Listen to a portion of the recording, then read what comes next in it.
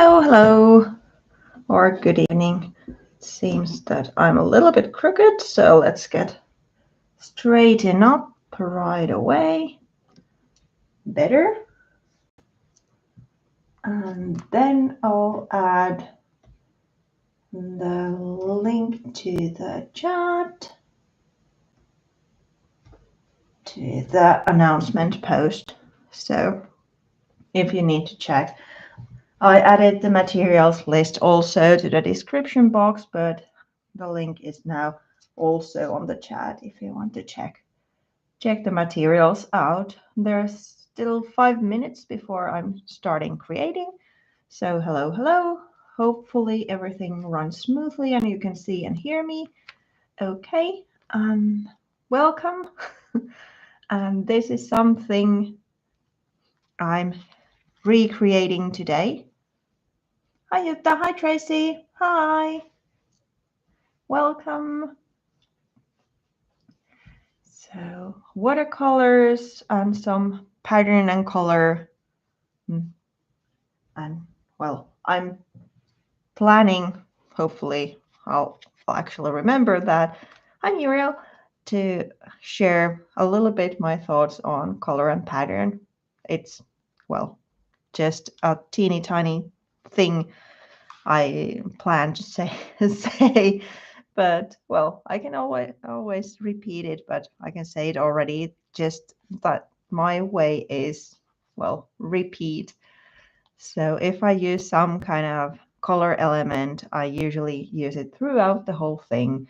So that makes everything kind of cohesive, because there's this same, for example, orange color in this spread repeated in the background and also in the foreground details. And the same with pattern. I use the same stencils in the background and in the foreground. So everything is kind of matchy that way. So that's the big thing I was going to share. I always tend to work with analogous. I'm probably saying it totally wrong, but color scheme that go nicely together, and hardly ever use contrasting colors that much. But the same, if I would use contrasting colors, then it would be repeating throughout the project. So something in the background, something in the foreground, kind of putting it matchy. Purple and orange are always good ones.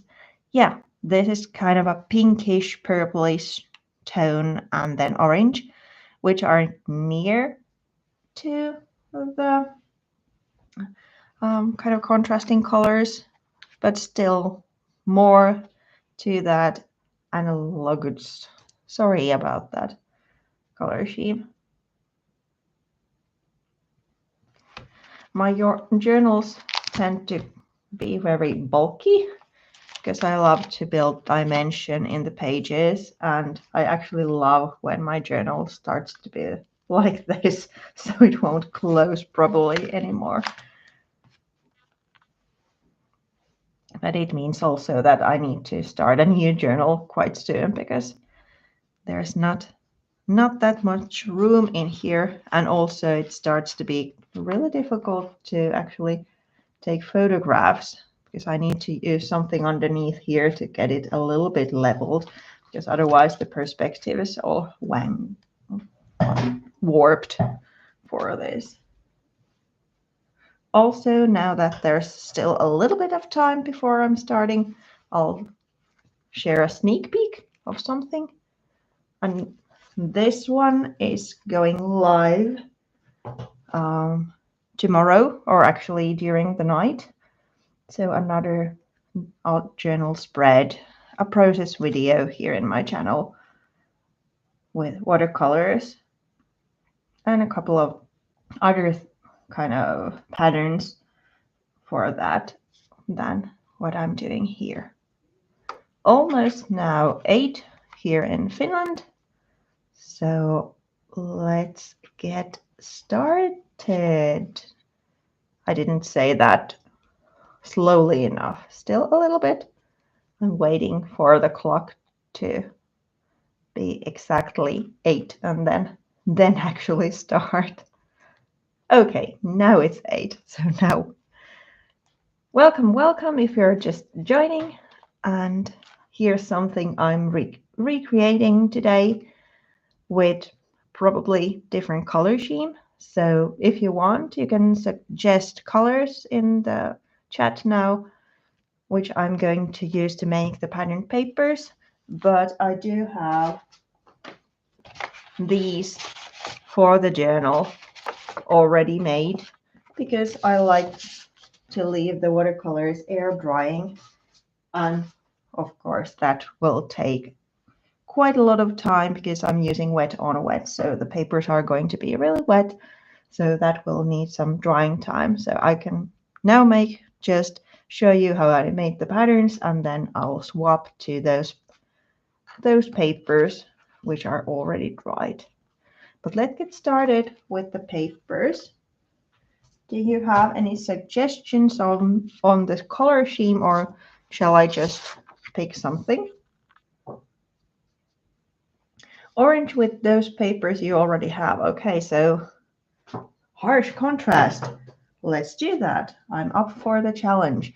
Normally, I'm not going with such a hard contrast like with blues and oranges, but let's go. Let's try.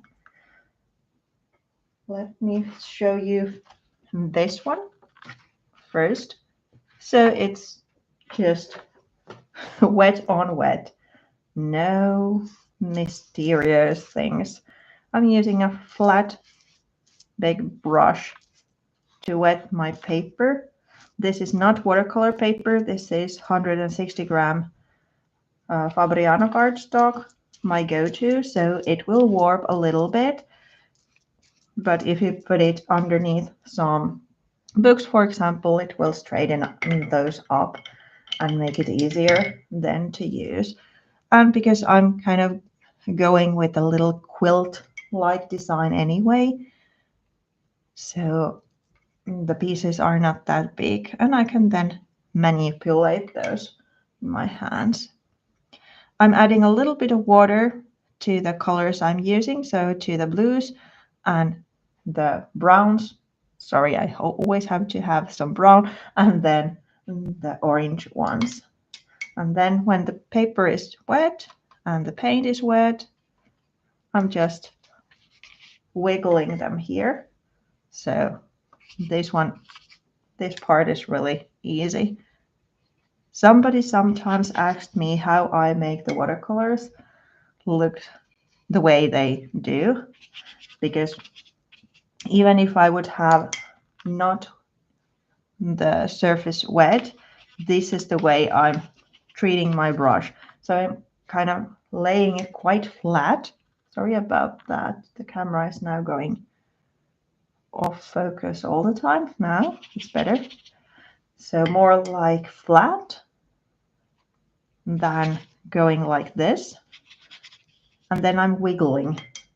So I'm kind of turning the brush on my hand and also just painting these random shapes rather than painting a circle, for example. Come on, please stay focused. Thank you. So it's just these segments or splashes of color. And now that it's wet on wet, they will kind of float into each other a little bit. But what I also like to do is just splash some water. You can splash color as well, but even when you just add water on top, I'm not sure if you can see this. Yeah, I think the camera is picking it up. So there's kind of same kind of pattern than if you would use coarse salt on top. So just an easy way to add a little bit of pattern. Then another easy thing, flat big brush, and just swoops. Okay, now that's not a pure color, but as we have brown in there as well, so it doesn't matter. These are not that interesting, let's say, but kind of a basic.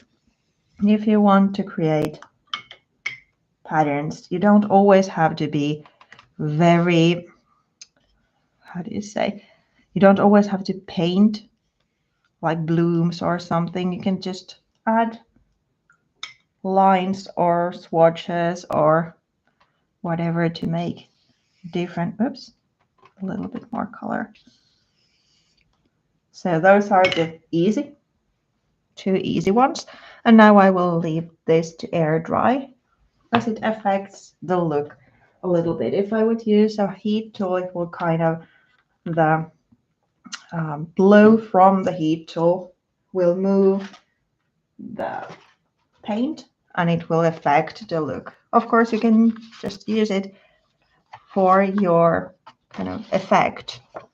Then let's make these the stenciled versions. So where did I put my papers? There. And then we need the stencils.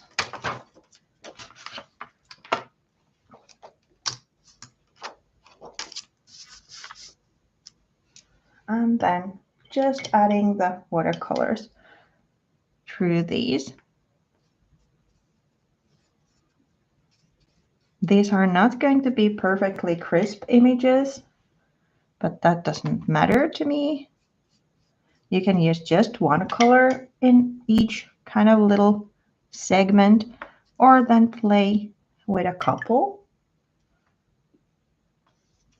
and letting those mix in there. You can see that that one is actually going loose quite a bit, but still that echoes that same pattern. And same with here. I'm deliberately using quite a wet paint. If you want the pattern to be more precise, of course, then using less water, quite a thick paint in a way, is an option. But this is more like giving the impression of the pattern, if that makes sense, than making a total nice representation of that.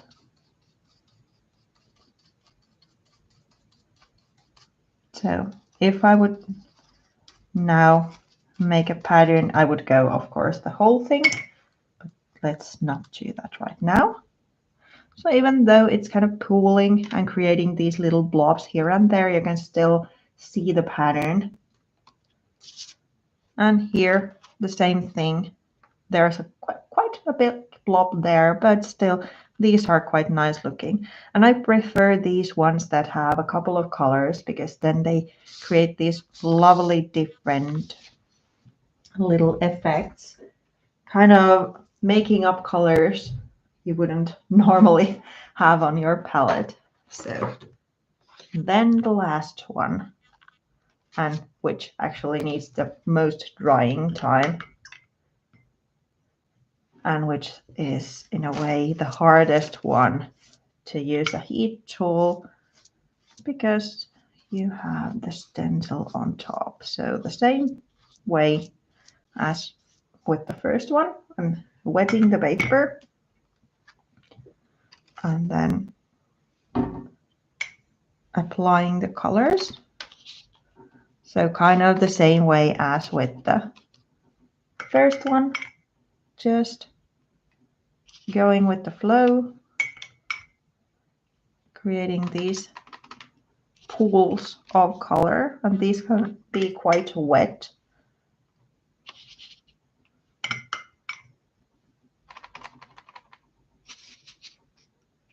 Here we go. some there. I do want a little bit of that brown. And then what I do, I'll place the stencil on top and leave it dry, preferably as flat as possible. So what that creates, the colors pool differently underneath the stencil. It's almost, in a way, I'm not repeating this one, I'm just putting now, but it's kind of the same effect that you have with a cling film when you dry it, and the end result is looking this, or let me get the other one. Where is the other one? Did I use it all? Well, now I can find the one I used for the sample project, but you can see the pattern in there emerging. Where the stencil has been quite flat, it works fine, and here it has been a little bit lifted, so it's not that visible. But still, it's the same pattern as with the stencil version, but kind of the opposite, a negative in a way. So it's repeating that same. Yeah, flat surface is the key. But on the other hand, if it's not flat, for example, this is now like this. If you have a nice watercolor paper, it will work more beautifully because it's then flatter. But again, just try, because even if you have this segment that works and these not so much, you can still use them as the background. It's not like you've ruined anything. So let's get those away. But then we do need to stamp some pattern. We have these now ready. But what we need for this one, we need to stamp these, and those are done with watercolors. So if you want something really detailed, of course, then the watercolors aren't the thing to use. Let me grab this one. But you can still stamp with those and create kind of like a background effect. If it doesn't have to be perfect, and well, in mixed media, it doesn't have to be that perfect usually. So let's do an orange one.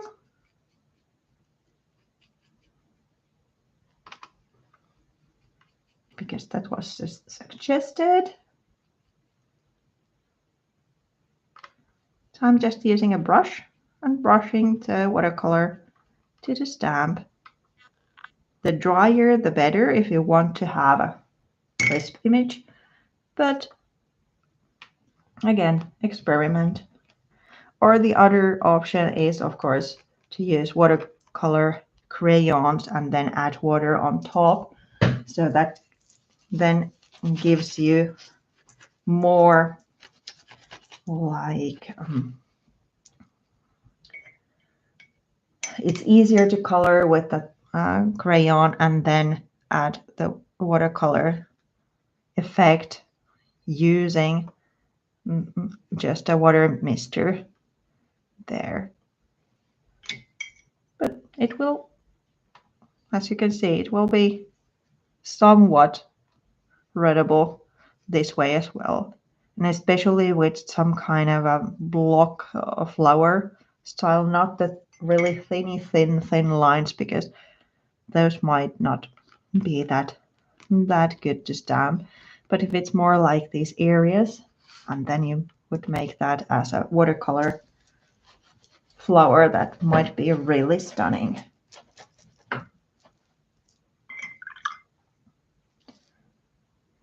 What? Let's make one other of the orangey one. if I'm adding orange to that page where there ain't no orange just yet, maybe I need to add some orange splashes. But let's start with the quilt part in a way. So just using watercolors. Of course, there's water reactive inks as well, which you can create to use this kind of effect with just spritzing water on top, but also just with regular watercolors.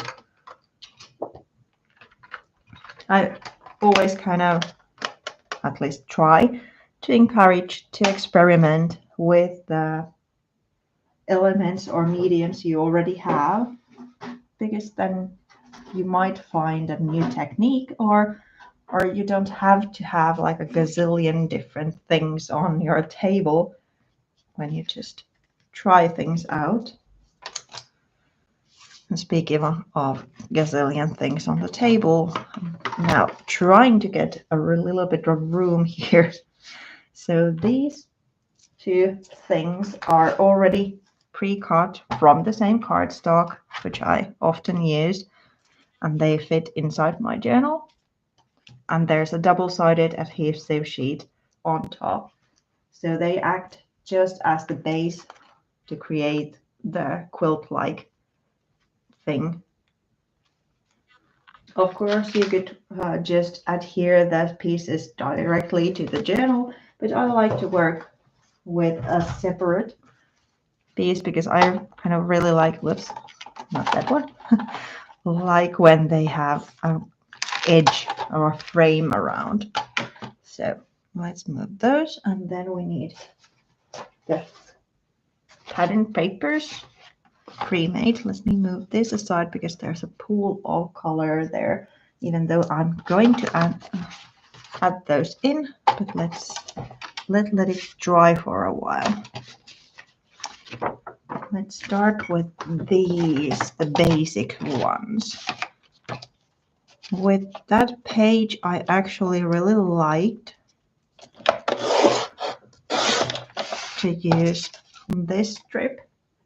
Okay, I'm going to need to go back and forth now because that's here. I really liked how they looked, so I wanted to include that, even though I was first thinking of just adding the stripes as they are here. But I like that, so I used the endings as well. So I'll mimic that one here. So what I'm doing now is just cutting some quilt pieces, so to say. So I'm not measuring or anything, I'm just cutting different pieces from the papers. And of course there's a lot of extra then, which I can use to other pages or cards or as a base for something if I then want to. I'll make a little bit bigger and smaller pieces at this stage, so I have a selection to work from. Then to give it a little bit of variety, let's tear that one and then cut here. This is going to take a little while, but I'm trying to be quite fast to get it done, so we'll get to a more interesting part than me just cutting these pieces. And then what? We do want a piece of this pattern as well. Right.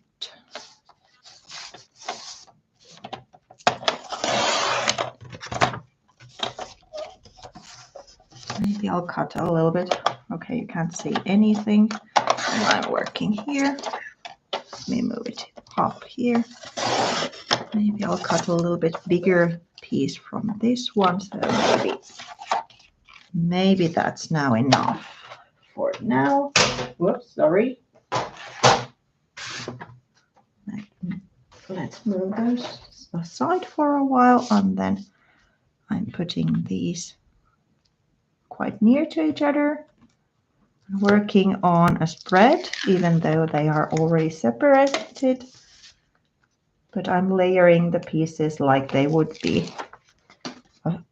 just single sheet. But why do I pre-cut these is then that it's easier for me to then put it in the 2 pages, because there's the cut line already in the background.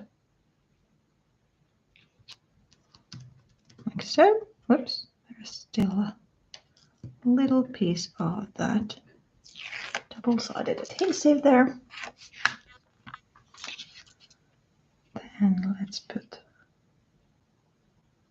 this one here, a little bit on top, then that one there. Where's this one? I want this one to go near the edge. There's no rhyme or reason now when I'm just adding the pieces. It's a little bit kind of what I said in the beginning. So I repeat the pattern and the color. So if I have this pattern here, I want it to the other side as well. And then this one I'm wanting here. And I can go over because then it's easier to trim. I need something there. What about this piece? Can I use it here? Yes, I can. A little bit nearer. Here we go. And then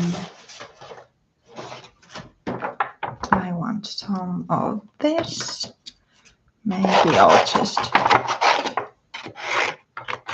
use scissors and cut freehand. After I bought a paper cutter back in the day, it's almost impossible for me to cut a straight line with scissors. But in here, it doesn't matter. It can be a little bit wonky.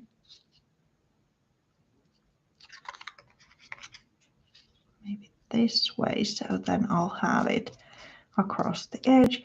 And here I want quite a dark piece with kind of mimicking this one. So I'm now going through those patterned things. There we have it. Maybe if I cut it out this way.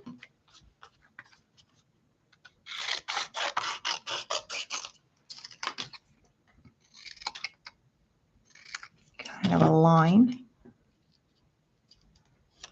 there. Then there's this place and this place. There would be nice a little pattern. Wonky is good. Yeah, wonky is good. Well, depends if it's a wonky house. That may be not that good, but in mixed media, it usually is okay. Let's again repeat that one there. And then we want this one here. We, I say, but mainly I. Oh, Mariah. Hi. Hello. Did I say your name correctly?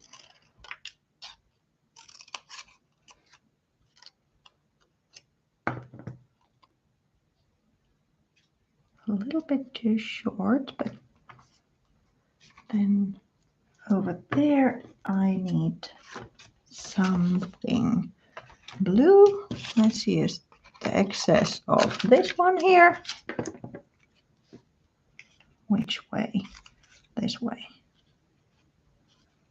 And then I'm adding a little bit of tape here because now it's going to be on top of the paper with no adhesive sheet showing anymore. In here, for example, it doesn't matter that it's not completely adhered, or it doesn't matter to me. But if you want this to be really sturdy, then the other option is, of course, to use the double-sided adhesive sheet underneath the pattern papers. So then you have a more sturdy surface that way. But with me, it's here on the back, so I can just layer. And if something seems to be too loose, I can then add glue on underneath, or then a little piece of tape. But if it's going to be the background anyway, it's not that big of a deal. Then here, what do I put there? I want that one there. Now I need to just find the sheet where it is. Here. And then I'm guessing I'm going with the brown. So that kind of a piece.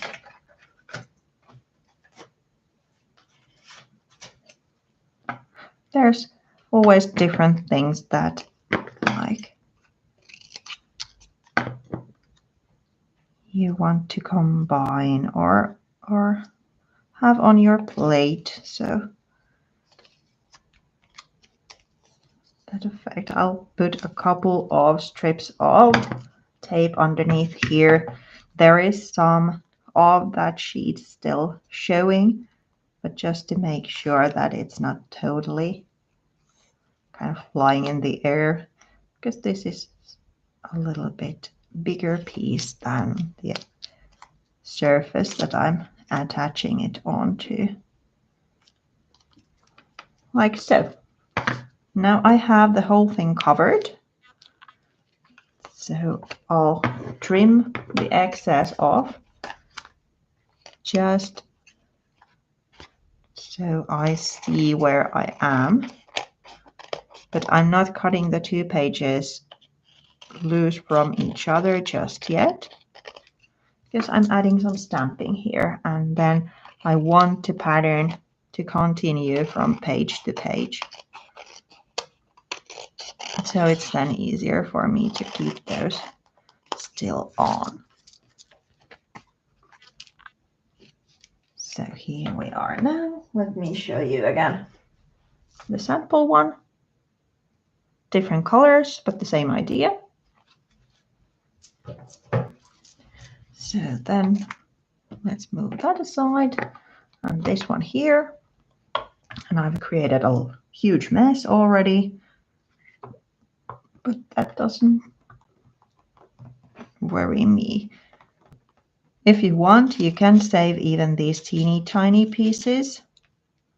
No, that's a white one. But these ones. But I usually try to keep some kind of, well, idea that they are not like a postage stamp sized piece, but something I can actually layer. So this I'm going to save, but not this one, which is kind of just a top coat of the paper. So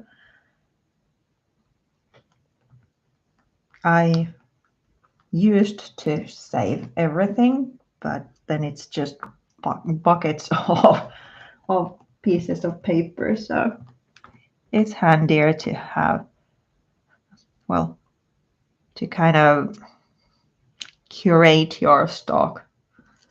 So not saving everything. These are PaperArtsy stamps I'm using. I'm first adding some excess here and there, and again just repeating so that they're on this side and the other as well, and then some more just visual texture to kind of mask the transition from the excess to the rest of the page. So I'm a little bit going over that, just a teeny tiny touch of texture there. Let me put these aside. Then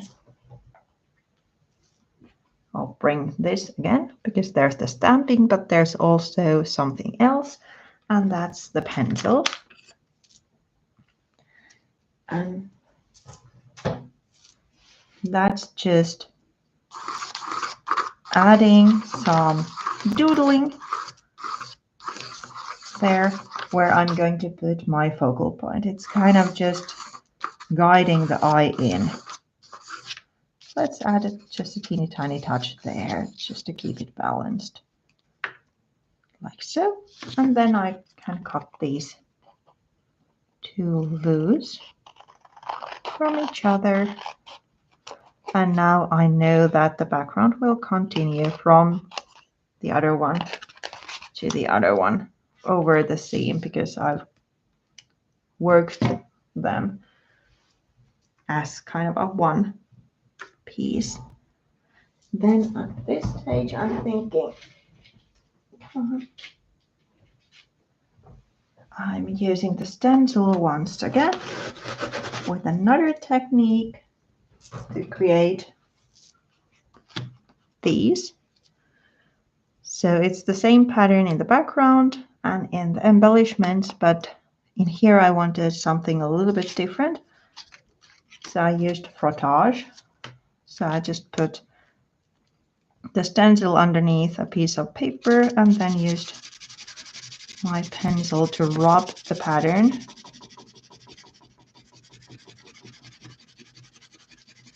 I'm not sure if you can see it. Yeah, you can see it emerging.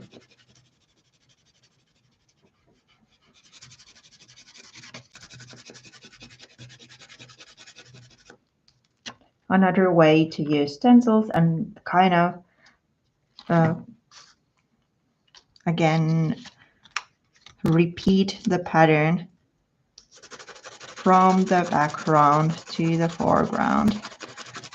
Or you could use the frottage as a part of the background as well. I just use a pencil. You could use a colored pencil matching the otherwise color scheme you use. So this is an easy way to repeat the pattern, but in a little bit different way. So it has something similar to the page already that is in there, but in another way. So an easy solution. Now I think I need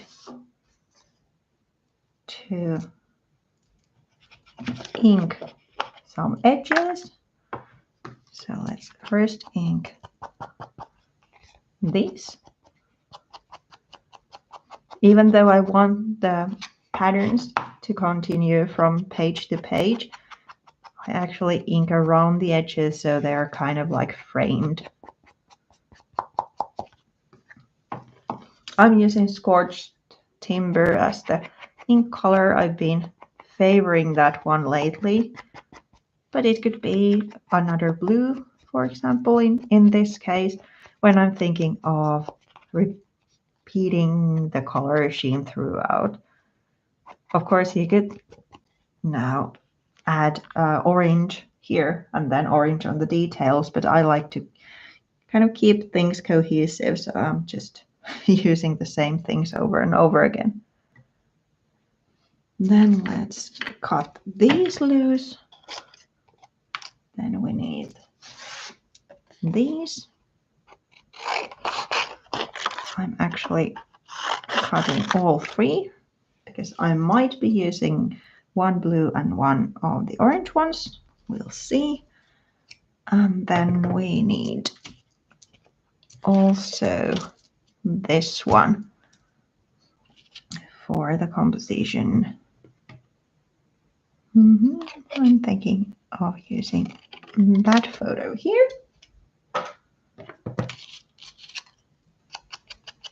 This is easy, just little bit of that, and then some fussy cutting here.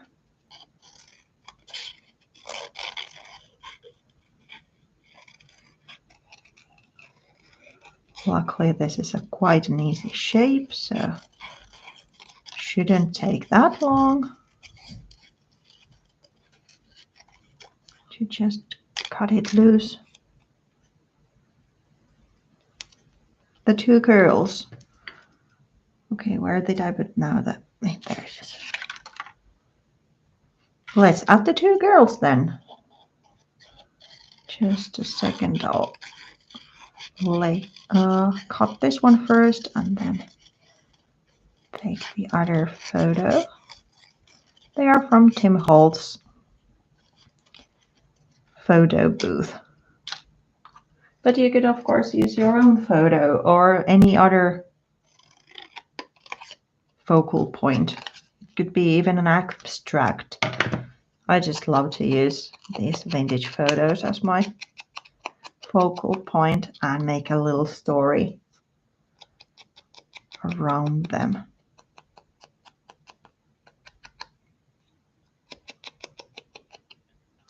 And this is another way to keep the color scheme kind of cohesive because I'm using the same ink throughout.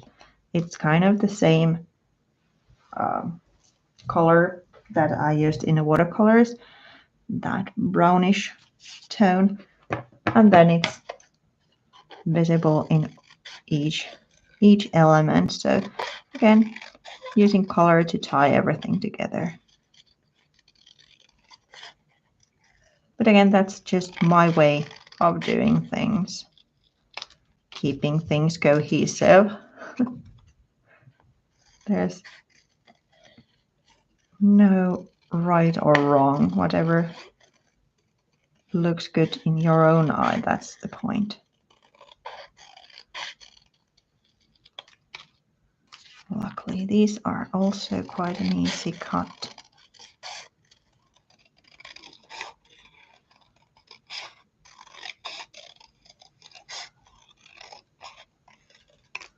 There's a lot of paper now here. And then the tag, and then I think I need to cut some of these out as well. Let me move this aside for a while. There was, I'm really liking how that leaf looks with the kind of a minty green and the brown. So let's do that. But I'm also cutting a couple of these ones out as they might be useful.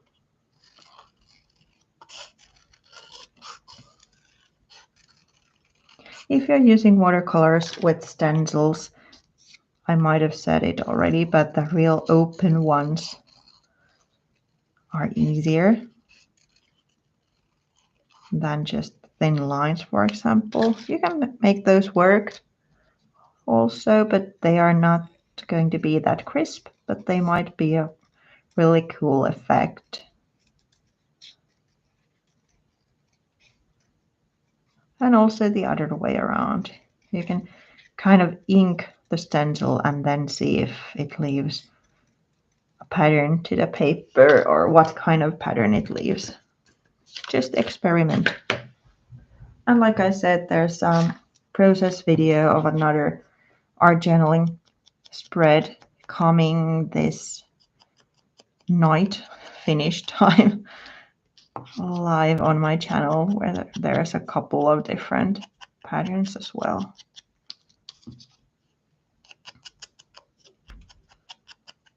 And naturally, well, internet is filled with different tutorials for watercolors, as there's a lot of things you can do with those.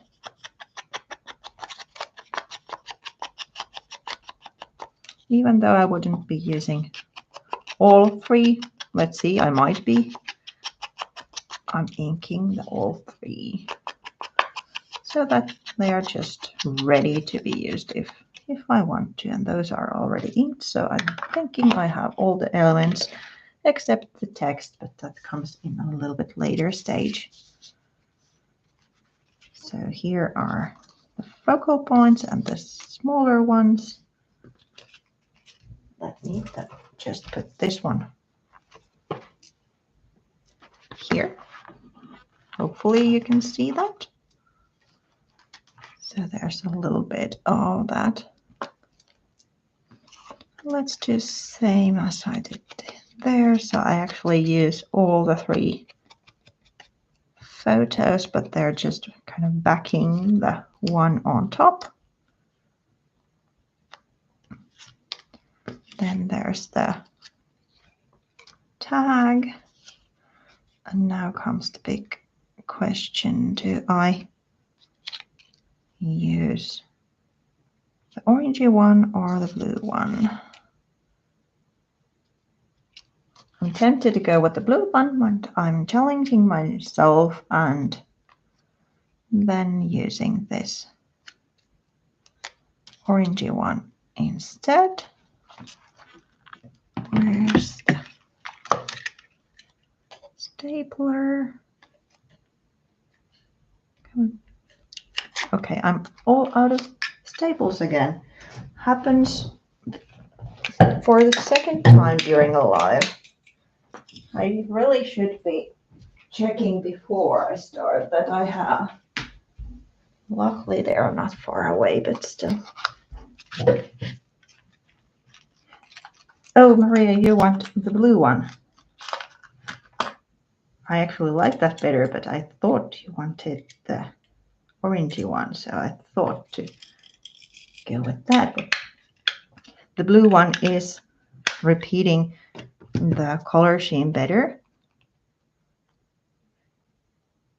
Maybe I'll actually add the 2 of them here. So then there's the repeating of the orangey one here. Let's go with that.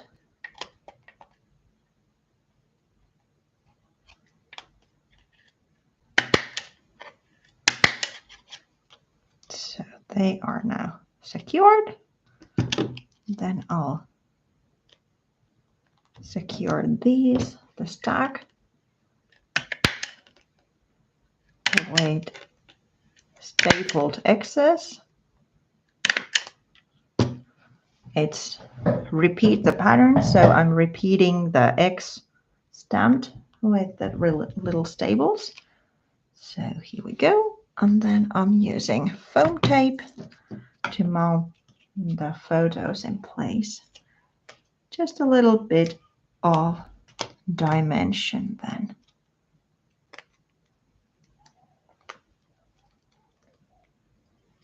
Here we go.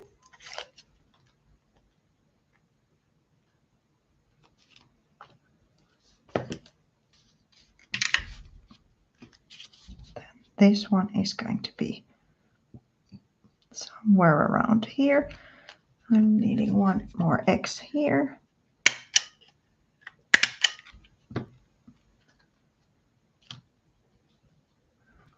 Then this one is going on this side.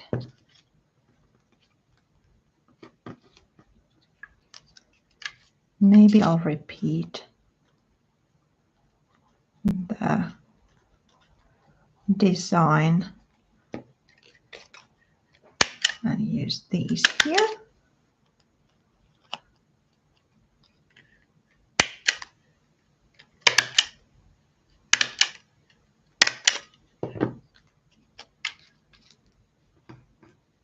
Then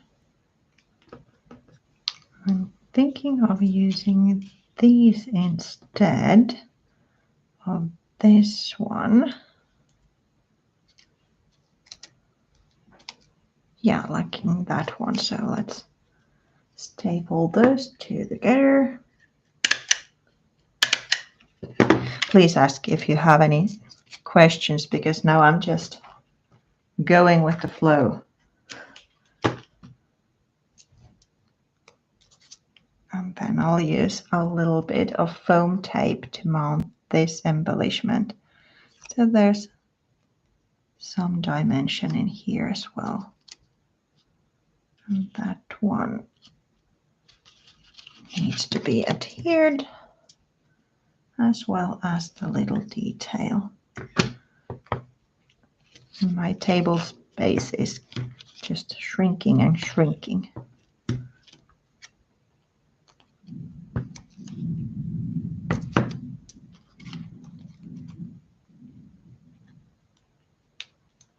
Come on. You could use craft glue as well to adhere the cluster, but double-sided tape is always kind of handy and my go-to.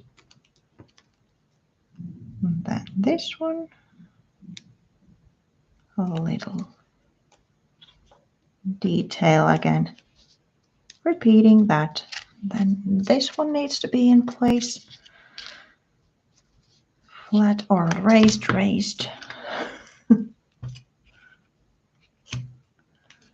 Couple of pieces here.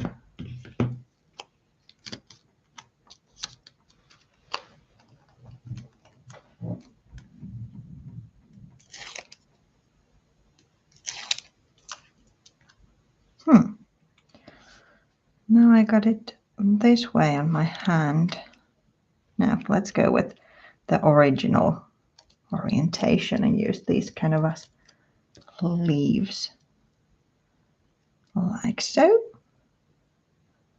Then as I have the original papers here, no, I don't have. If I would have this kind of orangey thing, I would add it here, but unfortunately I'm all out of orange. I'm just leafing through if I would happen to have that, but no such luck. What about the ones I just made? No such luck. There would be an orangey one. Maybe I'll add it later when I can then make it. But what I now need is just a text and some buttons.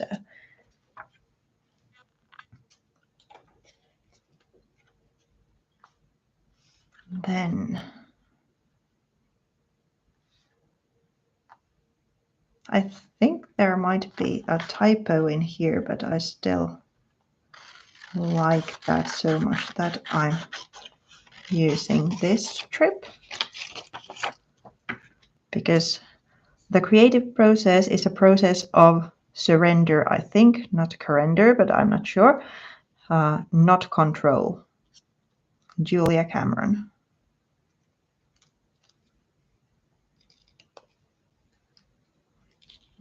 Again, adding the name of the sayer there.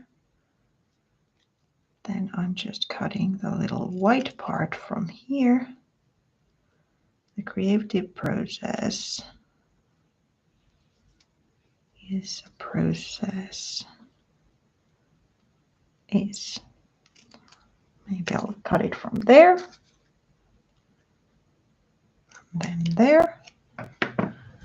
And then some inks for that one as well. Again, matchy. Yeah, Marie, that is true. This one could use a little bit of orange. I'm not using orange splashes, even though that's a really rare thing for me to say, not using splashes, because then watercolor will react and the end result might not be orange one, but more like just what are these brown tones.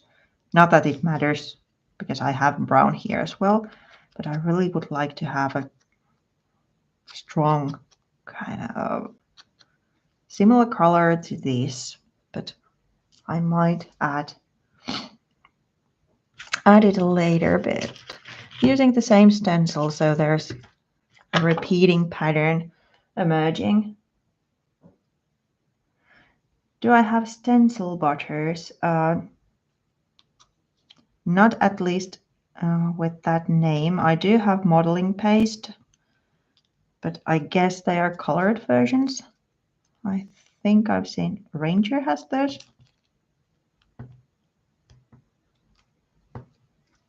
I mean, it's a known term, a familiar term, but I still can't remember the manufacturer. The other option would be use just acrylic with the stencil and put it here, but I'm thinking of repeating the kind of the medium as well. So I'm using probably watercolors.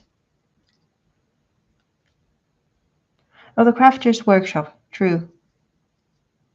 Now that you said it, it all rings a bell.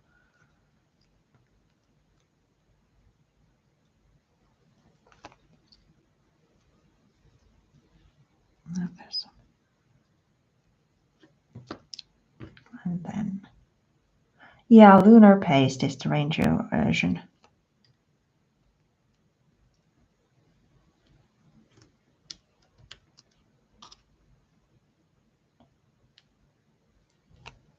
Here we go. Then this one here. And why did I put the black button here? Is for two reasons. One is to guide the eye in, so I'm adding a harsh contrast near the focal point. Because, for example, now you're probably drawn to this picture, maybe, but also to these X's. And the other reason is actually just that, because there's the harsh black in the background. I want something to the foreground, and an old button is an easy way to add that to the foreground. So just one black button there. True, our orange thread in the button, especially like that jeans thread, a little bit thicker here, because there's already this thread, again, the repeating pattern thing. So like this, then all is left is to add here this one to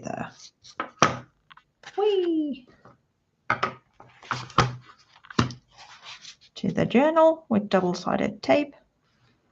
And I might or might not, because now I have the text here, but I'm still yearning another kind of this shaped element here. My journal is Finnabair Art Daily journal. This is the smaller size. And then there's the bigger one as well, but I've now been favoring this small one, especially to make spreads. And I hardly ever make the spreads or the pages directly to my journal. I always use some kind of substrate and then add it. So, but I need, as you can see, the spiral binding because otherwise it won't hold.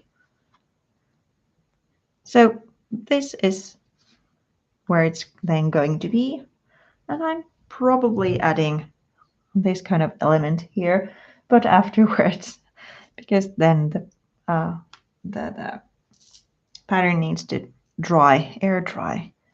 I feel that by air drying the watercolor, it kind of saves its softness, if that makes any sense, because like I said, the air flow from the heat tool usually moves it around. And if you use a couple of colors, for example, I'm trying to, like here, they can kind of mix and match freely. Come on, please focus there. So if I would use a heat tool there, they would mix differently. It would be more like a mud puddle than just by letting them air dry. But of course, if I'm in a hurry, I use a heat tool. Then maybe from underneath, so it doesn't have that straight blow to the surface. But yeah, thank you so much for coming. And I'll be seeing you hopefully next month with another live. And then there's the process videos being published every Friday here on my channel, except for the Good Friday, I think it's called in English, the Easter Friday. So thank you so much, and thank you for coming. I wish you have a great evening or day, depending where you are. And if you have any questions, just leave me a comment and I'll get back to you. Thank you. Bye.